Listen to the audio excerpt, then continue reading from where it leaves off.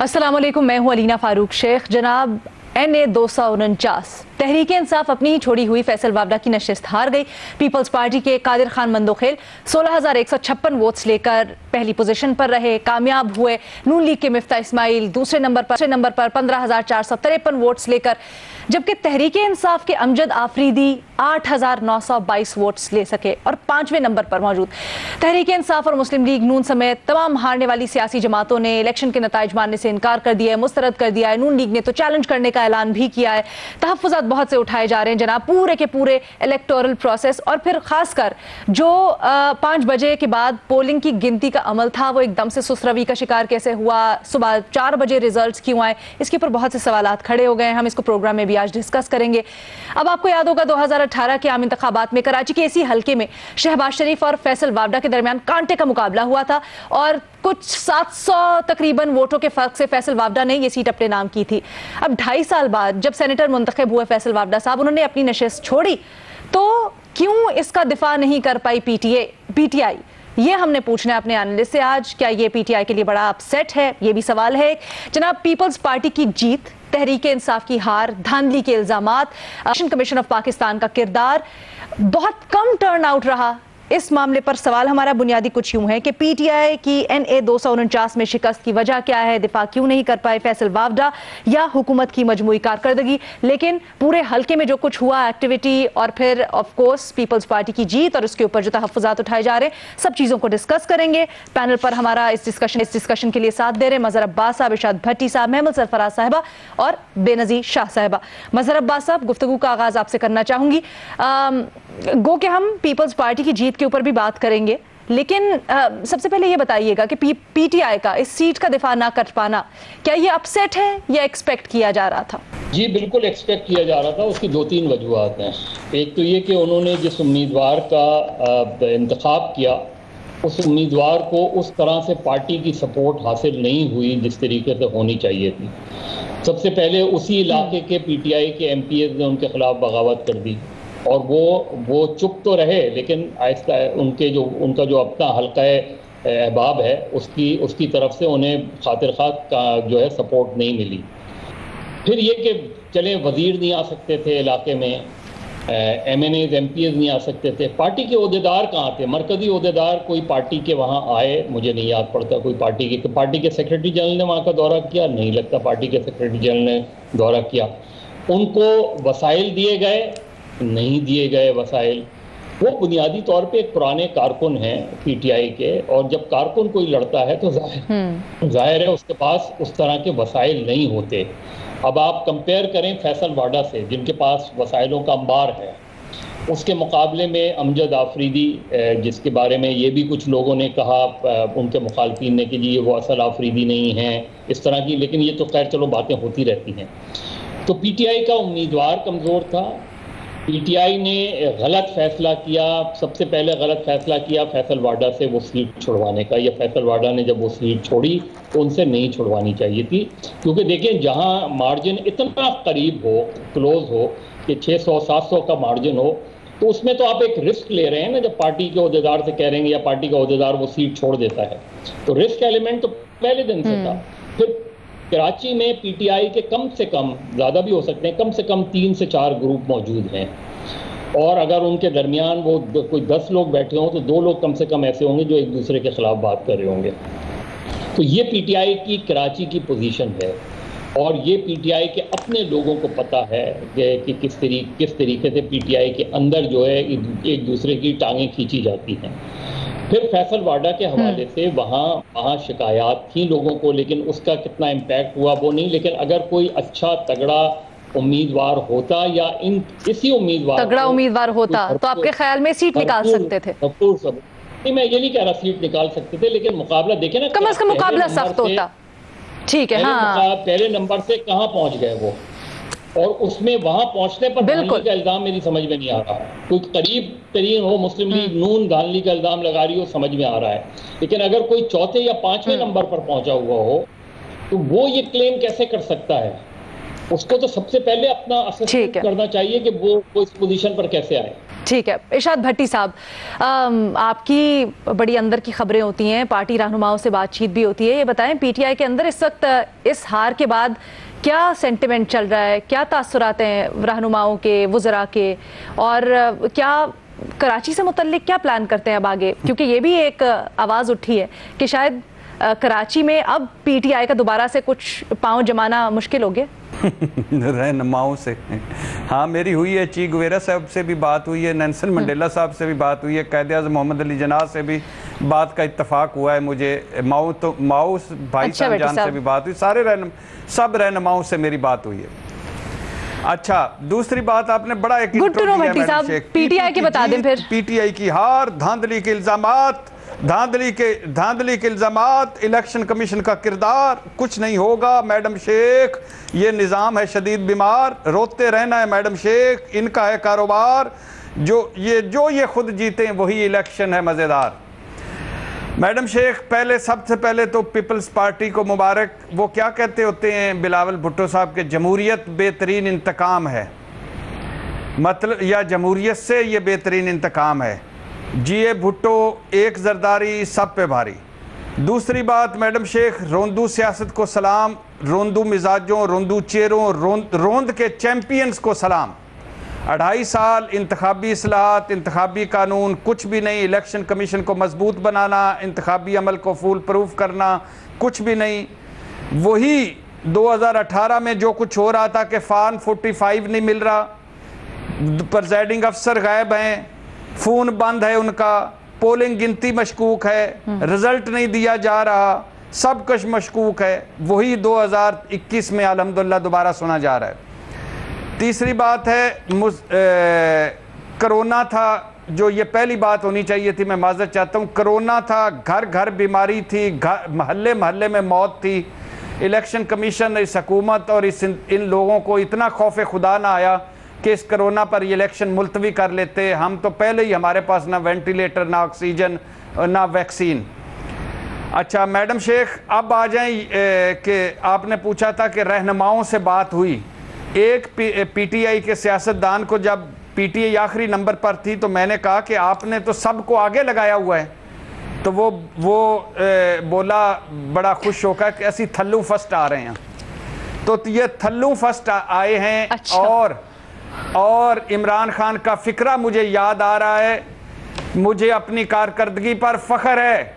मेरे कायदे इनकलाब इमरान खान साहब, ये कारकर्दगी आपकी छलक छलक कर बाहर आ रही है बर्तनों से, इस पर आपको भी और मुझे दोनों को फख्र है।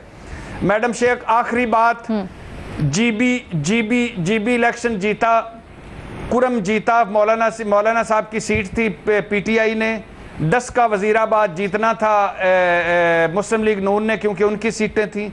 लेकिन 2 रियलिटी चेक मिले हैं पाकिस्तान तहरीक इंसाफ को। एक नौशहरा कि जब आपके अंदर रिफ्ट हो, जब आपके अंदर पार्टी में लड़ाइयाँ हो तो आप हार जाते हैं, और एक कराची, जब आपकी कारकर्दगी सिफर हो, किधर गया कराची पैकेज, किधर गया 164 अरब, किधर गई वो कमेटी, किधर गए कराची के लोगों को साफ पानी देना, किधर गया वो कराची के लोगों के मसाइल हल करना, रोशनियों का शहर बनाना, किधर गया उनके सारे मसाइल हल करना। और ये अच्छा बाकी छोड़ दें, right people for right job छोड़ दें, होमवर्क छोड़ दें, वोटर मायूस है। 21% आपका वोटर बकौल मजहर अब्बास साहब निकला है बाहर, तो वोटर मायूस है।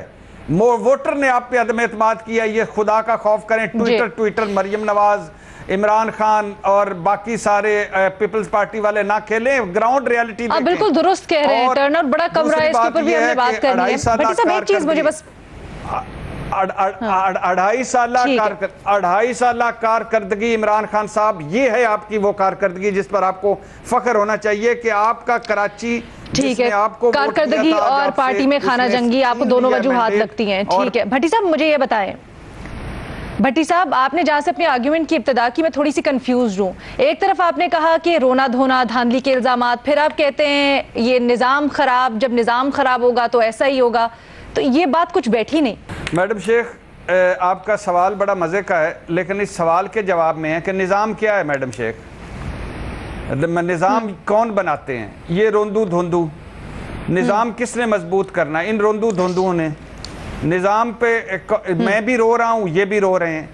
इस निज़ाम में जहाँ अल्लाह के फजल से कोई इदारा कदमों पे खड़ा नहीं है, इलेक्शन कमीशन समेत कोई इदारा अपने कदमों पे खड़ा नहीं, किसी इदारे की कोई रिट नज़र नहीं आती। जब भी वक्त पड़ता है, जब भी वक्त आता है, सारे इदारे बैठ जाते हैं या भाग जाते हैं। तो दूसरी बात है, बनाना किसने? इन लोगों ने। रोंदे इसलिए ये इन लोगों ने बनाना था, ये हुकूमत ने, अपोजिशन ने मिलकर। ये एक अगर सीट, ये एक सीट ये जो आज बेहतर इलेक्शन नहीं करवा रहे, ये 2023 का इलेक्शन कैसे पूरा बेहतर करवाएंगे? ये अगर ये बहुत बड़ा सवाल है, नहीं करेंगे, चीजों को सीधा फोकस नहीं करेंगे, ये कैसे करेंगे? पेशकश भी की है मौजूदा हुकूमत ने। जी एक छोटी सी ब्रेक लेनी है, उसके बाद महमल और बेनजीर का कमेंट भी शामिल करें। NA 249 में पीपल्स पार्टी की जीत और PTI की हार को हम डिस्कस कर रहे हैं। धांधली के इल्जामात लगाए जा रहे हैं पीपल्स पार्टी के ऊपर, खासकर महमल सरफराज साहिबा। बहुत सी वजूहात हमारे एनालिस्ट ने भी पहले, फिर उसके ऊपर गर्मी, कोरोना, वर्किंग डे होना। क्या आपको लगता है ये सब ने PTI की जीत में कंट्रीब्यूट किया है? वजह कुछ और? पीपल्स पार्टी जिनका तो ये एक तरह से हल्का था भी नहीं, स्ट्रॉन्ग कंटेंडर्स भी नहीं थे, उनका जीत जाना? देखिए अलीना, बिल्कुल ये सारा अमल जो कल हुआ, ये सवाल जरूर उठाता है, बहुत बड़ा सवालिया निशान है। उसकी वजह ये है, देखिए अलीना, 276 पोलिंग स्टेशन थे, शहरी इलाका है, बहुत ज्यादा कोई दूर या इस तरह की भी चीज नहीं, टेक्नोलॉजी का भी मसला नहीं है। 21.64% जो था वो वोटर टर्नआउट था। और आपने पहले ही बता दिया कि जी रमजान है, गर्मी थी, फिर वर्किंग डे था, वो सारी चीजें आपको पहले ही एक्सपेक्टेड था कि वोटर टर्नआउट लो होना है। अच्छा, एक पोलिंग स्टेशन में काउंटिंग, मैंने इसके ऊपर कई ऐसे लोगों से बात की जो एक्चुअली इलेक्शंस की काउंटिंग और इस सारे प्रोसेस पे बड़ी नजर रखते हैं। उन्होंने कहा कि ज्यादा से ज्यादा भी इस इलेक्शन का रिजल्ट इन वोट्स के साथ 2 से 3 घंटे में आ जाना चाहिए था। चले रमजान की वजह से, क्योंकि बीच में रोजा खोलना था, तरावी पढ़नी थी, नमाजें थी, मगरिब और इशा भी बीच में थी, आप 3 घंटे एक्स्ट्रा उसका मार्जिन ले लें तो 11 बजे कट ऑफ टाइम होना था मैक्सिमम इन वोट्स के साथ, कि जिस पे रिजल्ट आ जाने चाहिए। तो ये एक बड़ा सवालिया निशान इसलिए उठाता है कि कल को जब जनरल इलेक्शन होंगे, क्योंकि 2023 की बात भट्टी साहब ने भी की, वहां 46 to 50% अगर वोटर टर्नआउट होता है तो क्या 2-2 दिन वेट करेंगे इलेक्शन रिजल्ट का? फिर एक और चीज अलीना, जब टीवी चैनल्स को, मीडिया को जो मौसूल हो रहे थे रिजल्ट, तो वो इलेक्शन कमीशन से हो रहे थे, क्योंकि सब लोग उसके बाहर बैठे हुए थे। 180 पोलिंग स्टेशन के अंदर जिस वक्त 1000 वोटों की लीड थी नून लीग की, तो सईद गनी साहब उस वक्त, उससे पहले बल्कि वो ट्वीट्स कर रहे थे कि उन्होंने इतनी लीड पीपल्स पार्टी की बनाई थी, जो कि सारे पूछ रहे थे मीडिया वाले भी कि ये आपके पास रिजल्ट कौन से है, क्योंकि हमारे पास तो आप अगर 200 पोलिंग स्टेशन का दे रहे हैं, हमारे पास तो अभी 80 या 100 का है। तो ये उन्होंने और इतनी ज्यादा लीड उन्होंने पहले बना रहे थे और जीते ये चंद 100 वोटों से। तो ग्रेजुअली नून लीग की लीड जो 1000 थी या 1000 से ऊपर थी, वो ग्रेजुअली लीड कम होती गई। तो क्या ये भी एक सवालिया निशान उठाता है कि क्या मीडिया ऐसे रिजल्ट जो ट्वीट हुए जा रहे थे या व्हाट्सएप पे शेयर हो रहे थे, वो कहां से आ रहे थे? क्या ये टैक्टिक तो नहीं था कि पहले से ही एक मेंटली प्रिपेयर करें कि ग्रेजुअली लीड कम करके, क्योंकि ये भी चंद लोगों ने बताया कि कुछ पोलिंग स्टेशन पे तो देखिए वोटिंग हुई नहीं ना, ऐसा चिंता है कि कोई बहुत ही कम वोट उधर पड़े। कुछ पे हुआ कि जिस तरह फर्ज करें अगर 80 वोट है, जब रिजल्ट डिले हो गया उसके बाद वहां से 180 वोट निकले, तो ये जो छोटा छोटा मार्जिन करके, तो मेरे ख्याल में सवालिया निशान तो बिल्कुल बनता है अलीना। दूसरा हमें पता है, देखिए एक स्टेट मशीनरी, एक गवर्नमेंट मशीनरी होती है, सूबाई मशीनरी होती है। इन्होंने वहां पर बहुत ज्यादा डेवलपमेंट का काम भी किया जिसपे उन्होंने एतराज उठाए थे। लेकिन मैं आपको ये बताती चलूं कि नून लीग वाले और PTI वाले ये कहते हैं कि हम तो पीपल्स पार्टी को ओपोनेंट समझ ही नहीं रहे थे। वो पोल्स में भी आया, आपने भी अलीना वहां से शो किया, पीपल्स पार्टी कहीं थी ही नहीं। और अचानक से ठीक है डेवलपमेंट वर्क उन्होंने जरूर किया, 12.5 साल नहीं किया पीपल्स पार्टी ने कराची के इस हल्के के अंदर कोई भी काम, लेकिन रातों रात 1 महीने के अंदर उन्होंने कारपेटेड रोड्स भी डाल दिए। एक हमारे नून लीग के जो हैं वो बता रहे थे कि उन्होंने कहा मैं पहले जब मिफ्ता साहब की कैंपेन के लिए गया तो तब उस वक्त बहुत बुरी हालत थी इलाके की, तो जब मैं दूसरी बार आया तो मैंने देखा हर तरफ पाइप्स भी हैं, सूरज के भी, वाटर का भी उन्होंने मसले काफी ज्यादा सॉल्व कर दिए हैं, रुकावटेड रोड्स भी हो गए हैं। तो ये उन्होंने जरूर रातों रात किया, लेकिन इवन देन वो पीपल्स पार्टी को एज अ थ्रेट नहीं ले रहे थे या सीरियस नहीं ले रहे थे। तो ये क्या हुआ कि इतनी पॉपुलर होगी रातों रात पीपल्स पार्टी के एक दिन के अंदर, चंद घंटों के अंदर उनकी वोट की लीड जो बिल्कुल नीचे थी और एकदम से इतनी ज्यादा क्या हुआ महमूद? सवालिया निशान तो बनते हैं अलीना।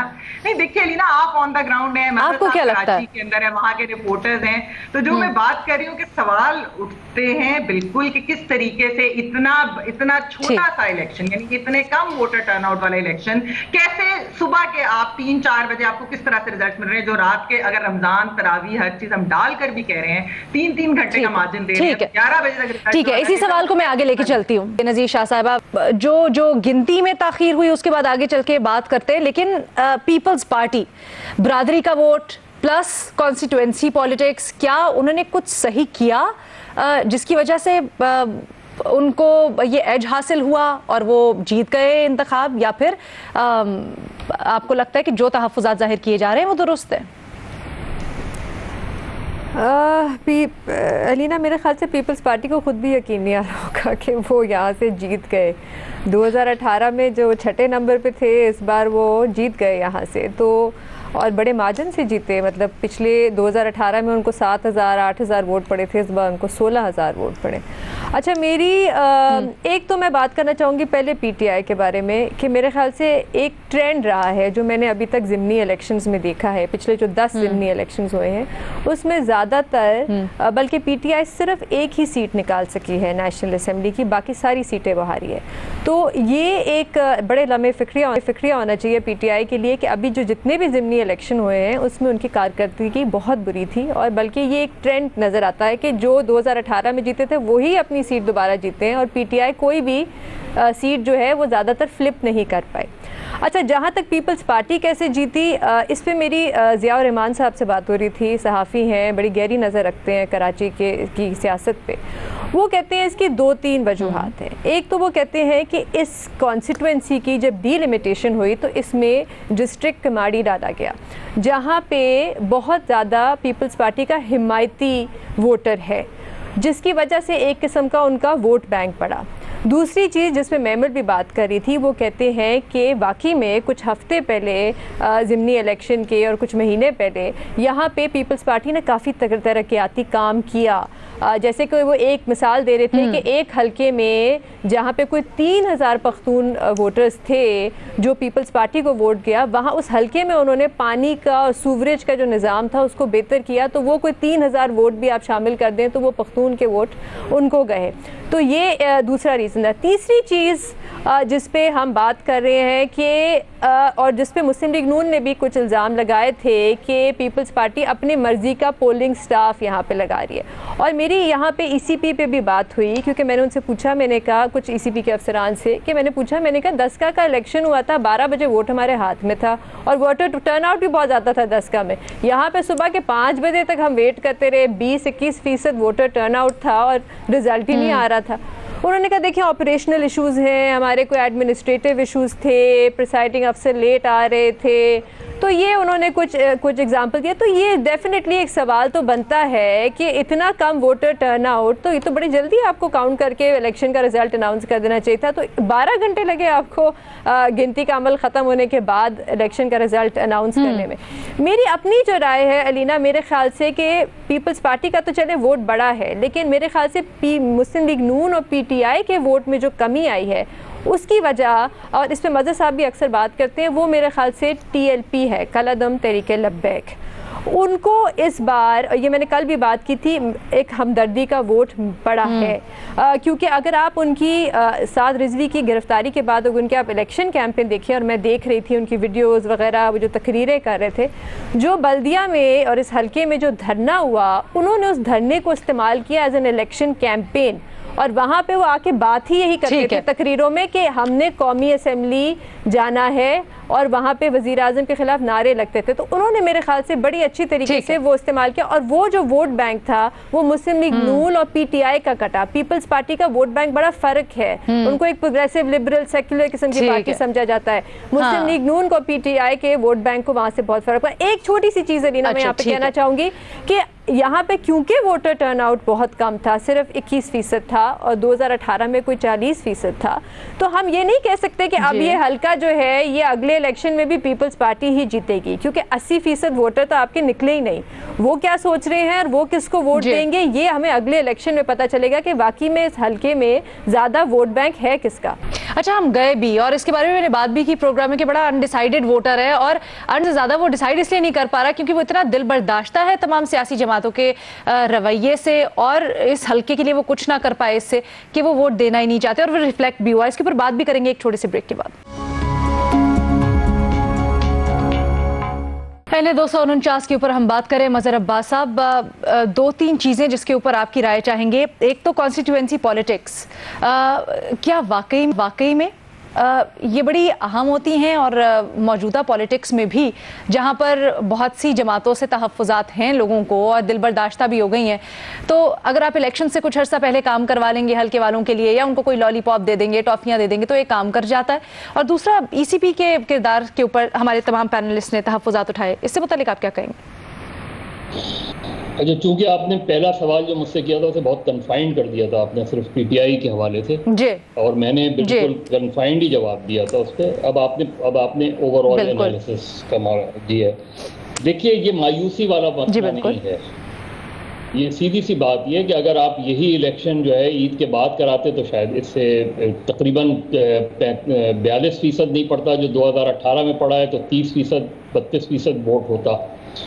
तो इसमें मायूसी का अंसर ज़्यादा नहीं है, इसमें इलेक्शन कमीशन का फॉल्ट है कि उन्होंने इलेक्शन जो है एक तो रमज़ान में करवाए, दूसरे इलेक्शन जो है उन्होंने वर्किंग डे में रखा, और ये बहुत ज़्यादा उनके ऊपर जाती है। बाकी रिजल्ट्स की बात कर दी, इतना लेट क्यों आया, पीपल्स पार्टी को वोट क्यों ज़्यादा पड़ गया, उसकी 2-3 वजूहात हो सकती हैं। अब इसमें धांधली तो बाद में प्रूव होगी कि अगर धांधली के किसी के पास एविडेंसेस हैं, लेकिन एक इशू था जिसको सब ने एड्रेस किया। जब सुहेल वड़ाई साहब ने प्रोग्राम किया था, आपने जो सर्वे किया, जो टीवी वालों ने किया सर्वे, सबने ये कहा कि पानी बुनियादी इशू है। अब अगर पानी बुनियादी इशू है तो ये वोटर ने ज़रूर सोचा होगा कि पानी का मसला हल कौन कर सकता है। अगर कोई मसला पानी का हल कर सकता है तो वो, अगर पीपल्स पार्टी ने नहीं किया तो कर तो वही सकते हैं। सिंध हुकूमत और KMC भी इस वक्त उन्हीं के पास है, एडमिनिस्ट्रेटर भी उन्हीं का है। तो अगर उनका बुनियादी मसला, एक जनरल कंसेंसस था कि बुनियादी मसला पानी है, और अगर पानी के मसले पे ख़ासतौर पे ख़वातीन के जो वोट्स हैं अगर वो पड़े हैं, तो उसकी एक वजह हो सकती है कि पीपल्स पार्टी के वोट में इजाफा हुआ है। पीपल्स पार्टी के वोट में 50% इजाफा हुआ है, मुस्लिम लीग नून के वोट में 50% कमी हुई है। पीटीआई के वोट में तकरीबन 60% कमी हुई है। पीटीआई के मैंने बता दिया कि पीटीआई इससे बहुत इम्प्रूव पोजीशन करती थी। पीएसपी मुस्तफ़ा कमाल साहब 2018 में पीएसपी को 1600 वोट पड़े थे, इस पर 9000 वोट पड़े हैं, तो उन्हें तो खुश होना चाहिए। ये पहला इलेक्शन है जिसमें चारों जमातें क्लेम कर रही हैं कि हम जीते हुए हैं। अब जो जीत का क्लेम, जो 5वें नंबर पर जीत का क्लेम कर रहा है कि हम जीते हुए हैं, या 4थे नंबर वाला, तो वो समझ में नहीं आता। हाँ, मुस्लिम लीग नून का तो समझ में आता है कि वो इसको रिकाउंटिंग पे जा सकते हैं, 550 की लीड ज़्यादा नहीं होती। लेकिन जो रीज़न है वो यही है कि अगर पीटीआई को वोट नहीं पड़ा तो उसका मैंने पिछली मरतबा जवाब दे दिया था। लेकिन मुस्लिम लीग नून का जो मसला है वो ये कि एक तो जो है मुस्लिम लीग, मरियम नवाज साहिबा नहीं आ सकी। मुस्लिम लीग नून का अपना एक वोट बैंक है, वहाँ स्ट्रॉन्ग वोट बैंक है, वो वोट बैंक नहीं निकाल के ला सके। उसको वोट बैंक को निकाल के जो जिस तरीके से उनका जो हल्का है उसमें से वो उस तरीके से वो नहीं निकाल के ला पाए, और उसके बावजूद भी उनको एज हासिल थी।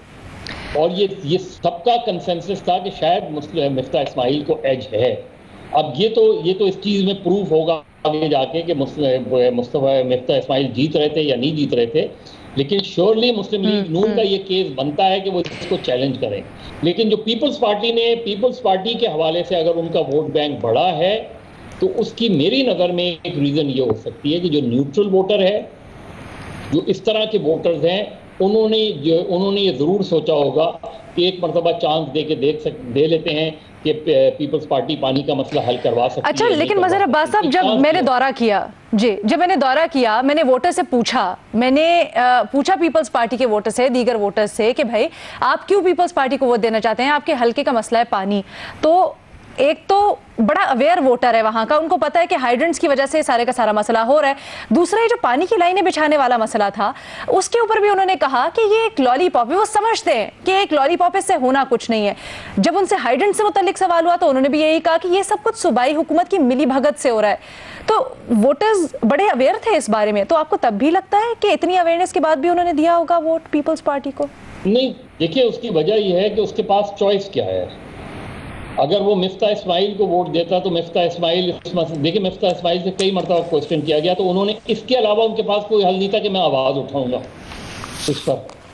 अब मुस्तफ़ा कमाल को बहुत ज़्यादा पता है कराची का, लेकिन अगर फ़र्ज़ करें मुस्तफ़ा कमाल जीत जाते तो मुस्तफ़ा कमाल लाइन कैसे लगवाते पानी की?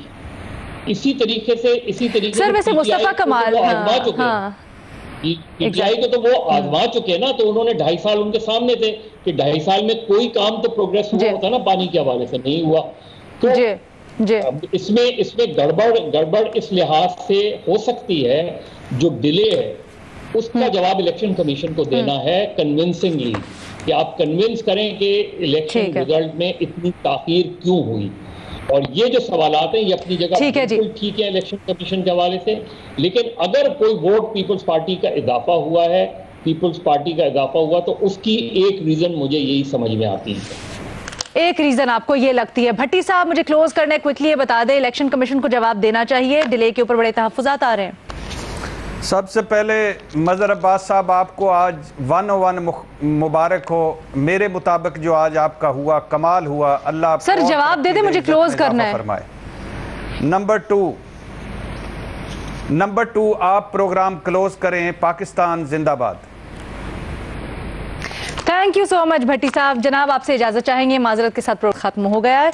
कल मुलाकात होगी नए सवालात के साथ। अल्लाह हाफ़िज़।